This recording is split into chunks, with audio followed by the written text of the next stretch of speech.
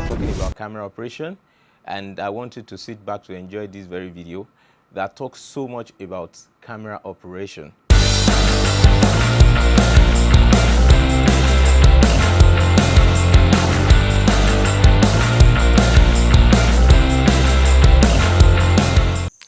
Camera operation. The basic subject we are looking into today under camera operations, we'll look into the camera operator. We'll look into the picture as a product. Picture as a product. The elements of composition. The elements of composition. We'll also look into shots as our ingredients of pictures. Picture format. We'll look into how you format your picture. What are those things you need to do to get a good quality of your picture? So let's begin camera operation. Now, camera operation is a very important arm of camera department. Let me start with this quote from one of my write-up, which says, "No light, no film. No camera, no record." Now, as a filmmaker, we all know that cinematography comprises of camera, light, sound, and designs. Now, I want you to know that if there is no light, there is no film, as you cannot see anything when there is light, no matter how bright, no matter how good, no matter how sharp your eyes might look. But if there is no light, then your eyes will see nothing. So the same thing is when there is no camera, then you don't have any memory, you don't have any record. You can't have any record, no matter how bright your light might be, no matter how shining, no matter how excellent you might have designed your light. When there is no camera, then you have nothing to be recorded. Okay. So as a filmmaker, you all know that cinematography comprises of camera, light, sound, and designs.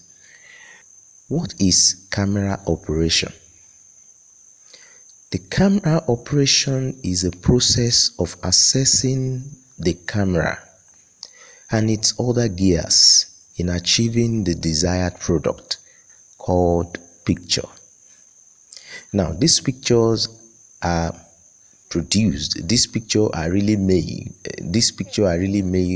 by the use of shots and all the settings you do on your cameras. For the purpose of this course, we will narrow our teaching down to operations only. Operations only. Now we will look into camera operations only. We're not going to face cinematography generally, to narrow our discussion down to camera operation. So we may not be talking about light, we will not be talking about sound, we will not be talking about designs in this case. And now in the real sense of it, first, let's understand who is a camera operator. You are talking about a skillful personnel who understands every operation of the camera. A skillful personnel, or you can say a skillful technical personnel. A skillful technical personnel in filmmaking who understands every operations of his camera. So a camera operator operates the camera excellently well, with the deep knowledge of all that makes up the particular camera he or she is operating. Now, I'll say it again. A camera operator operates camera excellently well, with the deep knowledge of all that makes up the particular camera. The particular camera. Now, if you don't have 99% understanding of the camera you are operating, then you are not a camera operator. Now, So you need to take note of that. If you don't understand at least 99% of the camera you are operating, then you are not a camera operator. Now, you will remember that I said that he or she must have a deep knowledge of all that makes up the particular camera he is operating. Now, when you are saying somebody is an operator, it doesn't really mean that he can operate all type of cameras. He is an operator who can operate the particular camera that is given to him. He can operate the particular camera that is given to him, the particular camera that he is working with. Now, let me explain this. A cinematographer knows all the science of motion pictures. Take note, a cinematographer knows all the science of motion pictures, but an operator knows very well about the specific camera he is using. Alright, an operator must not just know the general functions of camera. I said an operator must not just know the general functions of camera. He must know the specifics. He must know the specifics of the camera in his or her hand at the moment. A camera operator must not just know the general functions of a camera, but he must know the specifics of the camera in his or her hands at the moment. Cameras are the same in scientific principles, but they are very different, very, very different in operations. I hope you get that. I said cameras are the same, there's different type of cameras, and they are all the same. They are all the same in scientific principles, but they are very much different in operation. That is why a cinematographer will likely operate any type of camera, because he knows the science. He knows the science of operations. He knows the science of cinema. Just as a good driver will drive both type of car system. The good driver can drive an automatic system cars, and he can also drive a manual system car. You can't control an automatic drive car the way you control a manual car. I said camera has the same scientific principles, but they are different in operations. They are all different in operations. Now, a red camera, Harry, Alexa or Harry, whatever, a red camera, the Harry, the Blackmagic, the Canon, the Sony, the Panasonic, and the rest of them, they are all the same in scientific principles. Their lenses works as the way lenses should work. Their viewfinder works as the way viewfinder should work. Their central control system work as the way their central control system, all the central control system in the camera should work. But they are very much different in operations. All of them are very different in operations. This is what I mean. The way you operate a red camera is totally different from the way you will operate a Canon camera. First, their buttons might not be placed in the same place. The same place you find the record button in a red camera might be different from the place you will find it in a Canon camera. So that makes the operation different. Now, the way you insert the lens into a red camera might be different from the way you will insert the lens into a Nikon camera. That makes the operation different. Now, some cameras call their high ISO, which is referred to as gain. Some camera call it ASA. That doesn't change the scientific principle of gain.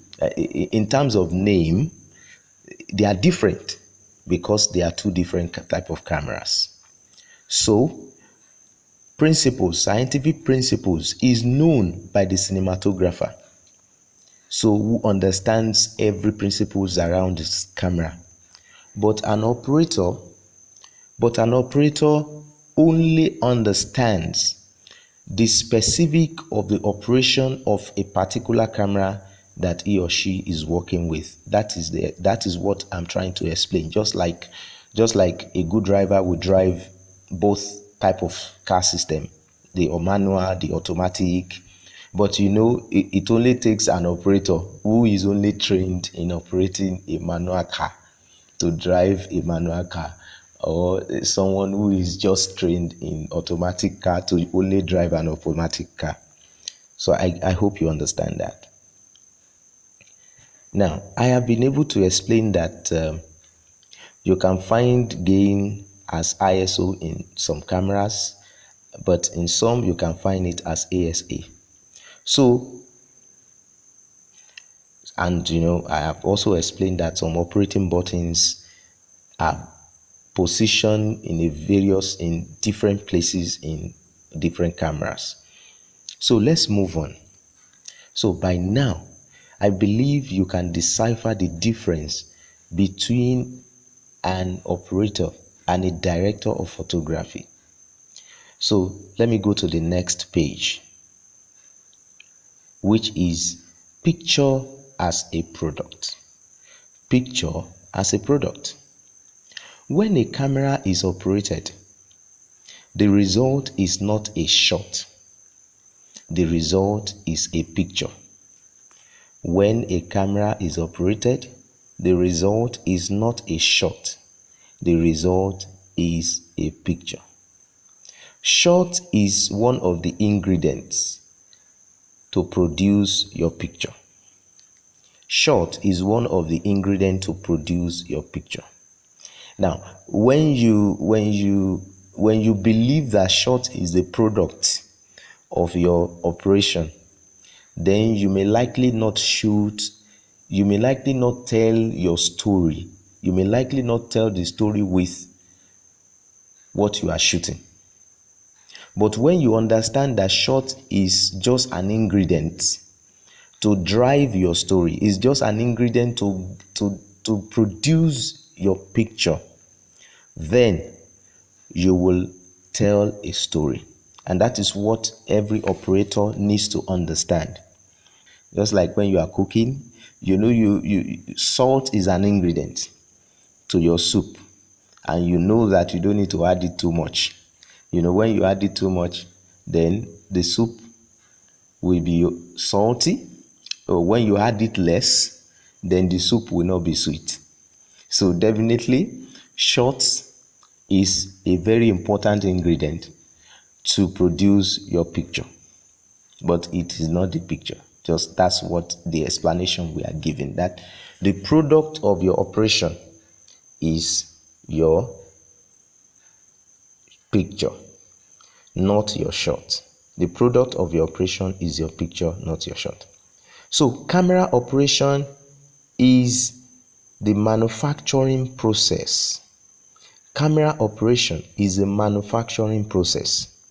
Now, to achieve a picture, whether good or bad, step-by-step operation is the key. If you want to achieve a picture, whether you want to achieve a good picture or you want to achieve a bad picture, what is important is your operation, and it is step by step. Step by step. Let's go into the steps. Now let's move on. So please, let's follow these steps. Let's follow these steps. These are the steps of your operation. These are the steps of your operation. Take note of all these steps. Number one step is the setting. The setting. Your setting is very important when it comes to your operation. Number two is framing. And number 3 is running. Running. Number 1 is setting, 2 framing, and 3 running. Now, setting involves the manipulation of the look of your camera. Setting involves the manipulation of the look of your camera by adjusting the related buttons. Now, the look of your camera, how you want the picture that comes out of your camera to look. Then setting take care of that. Now, for example, picture styles is an aspect in your camera that you need to set to achieve this. The picture settings. Some people love to set their picture in a flat mode. Some people love to set their picture in a custom mode, like standard, like faithful, like whatever. I'm talking about those who use more of Canon, and those who use more of black magic cameras. Their pictures are already flat. What they can do most times in their own cases is just to regulate their white balancing, regulate their gain, iris, and the rest. But for those who use some cameras who give room for setting of picture styles, then they can as well set their picture style to give the desired look they want from their camera. So things that you set in your camera, things that you set in your cameras to get the look of your cameras are the picture styles, the exposure setup, and the temperature of your camera. The picture style, the exposure setup, and the temperature of your camera. Now, 2, framing. Framing involves the composition of shots. This is the grammatical structure of photography. Yeah, now you discover that I'm using very much of English language to explain this. Framing involves composition of shots. And just like you are composing a sentence. So framing is the grammatical structure of photography. The grammatical structure of photography, like you are composing a sentence. And when you compose a shot, your shot must be meaningful, just like you make a statement. When you make a statement like Akin goes to school, people must understand that this is you are saying Akin go to school, not that you are saying Akin school go. It only takes those who have read the book before to understand that what you are saying is Akin go to school. So the positioning, the arrangement, the structuring of your shots is what we refer to as framing. Now, let me go to 3. We're still coming to composition. So when we come to compositions, I will explain very much of how you frame your shot. Now, number 3 is running. So when I mention running, I don't mean athletic running. I mean the operation of your camera. Now, running involves the actual practice of shot taking. So how do you take your shot? How you take your shot? Whether you are taking moves, whether you are doing some moves, whether you are doing tracking, whether you shoulder your camera, whether you crab with your camera, whatever you do with your camera is what we refer to as running. The running of your camera. Now, the camera don't have legs and hands to carry out the desired result, but you are the legs of the camera. You are the hands of the camera. A colleague of mine, who is a very good friend of mine, used to say, I am the tripod. He said, my leg is a tripod. So because when you are carrying camera, you are the one stabilizing the camera. So camera cannot stabilize itself except you yourself are stable. So if you are not stable, you don't expect a stable shot from your camera. So that is why the running is important. Now, this is the art of operation.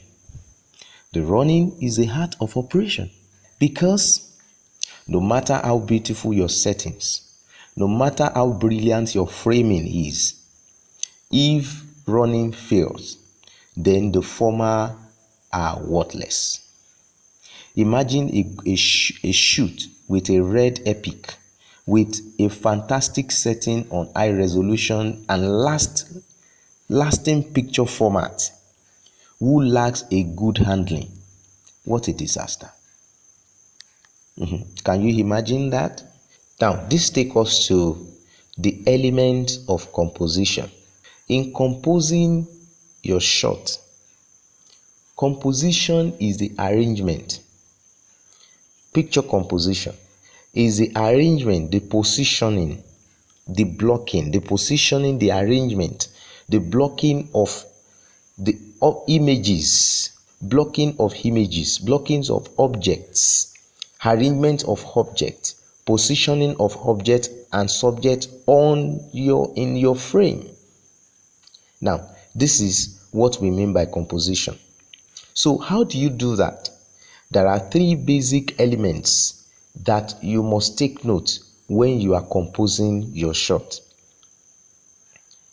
Now, number one element is the subject. The subject. Number two is foreground. And number three is the background. These three are the elements of composition. But you must know that at least one of these three must be present in your composition. There is no filming if one of these three is missing, most especially the subject. So one of these three must be present in your composition before you can say you have composed a good shot. Now, let me go by this analogy. In English grammar, a good sentence well composed will exist with subject, the predicates, the object. The subject is the major purpose of the composition. Like Akin goes to school. Akin is the subject. Akin is the lead and the most important element of that sentence. Now, the same way when it comes to composing a shot, when it comes to composition of a shot in filmmaking. Now, predicate is the action. So, predicate is the action. And the object is the one that receives the action. Now, let's go into camera. Subject is the major focus of the shot. Subject is the major focus of the shot. Subject is the one carrying out all the actions. Subject is the one carrying out all the action. Taking, for example, like a talent walking on the road. A talent walking on the road. So, the talent is the subject. Is walking on the road is what we are recording. Now, a talent is the subject. Is walking on the road is what we are recording. And in achieving that, there are very many ways by which you can achieve that. You can decide to track with the talent as it walks. You can decide to pan with the talent as it walks. Or you can decide to station your camera in a static point as the talent walks. So this is what I refer to as running before. I'm still coming to that. But for you to understand the subject, you will discover that the subject is the one performing the action. And your camera movement, your camera work is the predicate, is the action. Your camera work is the action. Every other thing that appears around that subject sound to be the object that beautifies the subject that you are recording. Now let's move on. Now let us do a little exercise. A camera is made to take a shot of beverage being poured in a glass. A camera is made to take a shot of beverage being poured in a glass, or let me say a camera, a beverage in a glass. In a glass. If the lead reason for taking the shot is to see the water, then the elements are described, as you see in the video. Now, if the lead reason for taking the shot is to see the water in the glass, then the elements are described as you see in the video. Foreground is the elements that appears in the frame in front of the subject. Foreground is the element that appears in the frame in front of the subject. Most times it seems to be closer to the lens than the subject. The foreground seems to be closer to the lens than the subject. Now, and the background is the elements that appears at the back of the subject. It seems to be far from the lens than the subject. I hope you understand the three basic elements that makes up a composition. The subject, which is the most important part of your framing. The foreground, which is like an object that beautifies. And the background, which is also there, which is also there to also beautify your subject. There is an hypothesis we tried out at MEFA school. This hypothesis was first practiced by the 2019 set of MEFA students, and I believe you too can also try the experiment. This is the outcome. This is the outcome of the experiment, which I can term another law of camera, which is propounded by Kunle Adepoju. Now, this is the law. The shot size is determined by the proportion of each of the elements of composition in relation to the camera positioning. I say it again. The shot size is determined by the proportion of each of the elements of composition in relation to the camera positioning. Now, this is what I mean. The size of your shot, whether close up, whether wide shot, medium shot, the size of that shot is determined by the proportion of each of the elements of composition. Is determined by the size of each of the elements of composition in relation to the camera position, in relation to where you position your camera. Now, this is an example of the hypothesis. When the background is higher and the foreground is high, but the subject is low, you will definitely have an extreme long shot. Take note of that. You too can try it. When the background is higher and the foreground is high, but the subject is very low, then you will definitely have an extreme long shot. So this takes us to the next.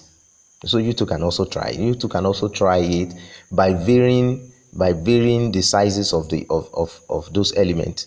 You can make your background to be high in another case, and make your subject to be higher in another case, and make your object to be lower. Make your foreground to be lower in another case. So, and see what shot you will arrive at.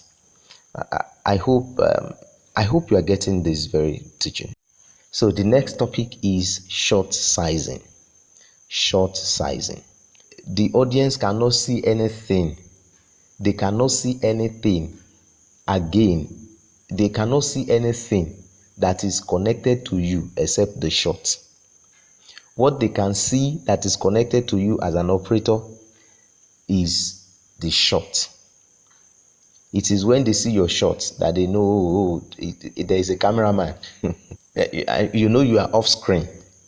So, but the only thing they can see that makes up you is your shot. And the very best way of sizing your shot determines how good your picture. It determines how good your picture will be. Now, shots taken are classified into various classes. I have 5 different classes that I put down for shot sizing. Number 1 category of shot sizing is personal shot sizing. Number 2 is multiple shot sizing. Number 3 is mobile shot sizing. And number 4 is perspective shot sizing. And number 5 is untitled shot sizing. Untitled shot sizing. Let me give a little explanation of this shot sizing. Personal shot sizings are shots that are sized for a person. Shots that are sized for a person. You can size one person, a subject, on a wide shot. You can size a subject on a close-up, on a medium shot, as you can see in the video right here. Now, you can also size multiple sizing. Multiple sizing is referred to as sizing more than one subject, like 2 people in a shot. That results to 2 short, 2 short medium, 3 short, like that. Now, and you can also size mobile shot sizing. Mobile shot sizing are shots that you size with movement. Shot that you size with movement. For example, you are tracking with your shot, you are zooming with your shot, you are moving with your shot, you are tracking with you are crabbing with your shots. So any shot that is moving, even if you are craning with your shot, any shot that is moving are referred to as mobile shot sizing. Now, the 4th shot sizing is perspective shot sizing. Perspective shot sizing. These are shot sizing that are sized based on how you will perceive it, how it is perceived. For example, high angle shot, low angle shot, Dutch angle, all those are perspective shot sizing. Another type of shot sizing, which I titled untitled shot sizing. These are shot sizing that have never existed before. They don't have names. You can also create your shot sizing by yourself. You can create your shot sizing by a lot of shot has been created.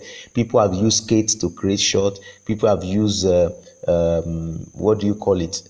Baby stroller to create shot. People have used different kind of things to create shots. So you can also create your own shot. This is referred to as untitled shot sizing.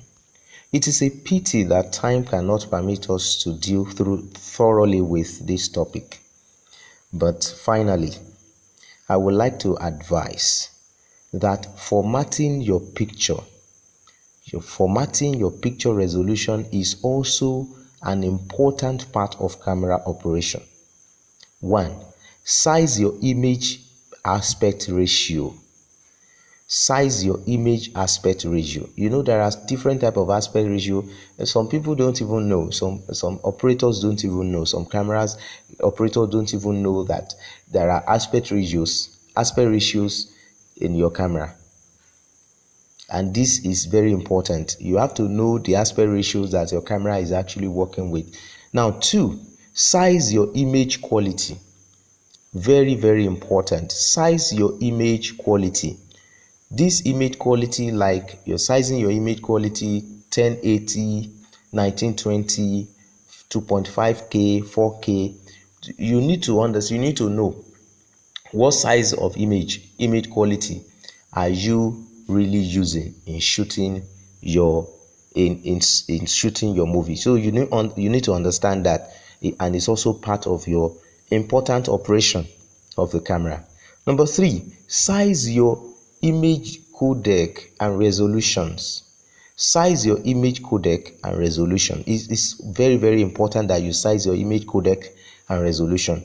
Now, like the high quality, like raw format, like ProRes. So you need to size it. You need to understand the resolution your camera is also working with. Finally, I want to tell you that all these resolution sizing, all these picture sizing, all these settings, the running and everything that you are doing on your camera, do them, do all of them with the instruction of your director of photography, in agreement with the director. So your director of photography and your director must have agreed on this sizing, on the picture quality they want, on the picture image, on the picture quality they want, on the picture aspect ratio they want, on the picture image codec they want. They must have decided that and passing it to you as an operator. You have to carry out this instruction. You cannot set the camera on your own volition. You cannot determine the picture on your own volition. The picture must be determined by the director of photography, and you are to carry out the setting of the picture as the camera operator. Wow. I hope you enjoyed this very class, and I hope I've been able to open your mind to many things you need to know about camera operation.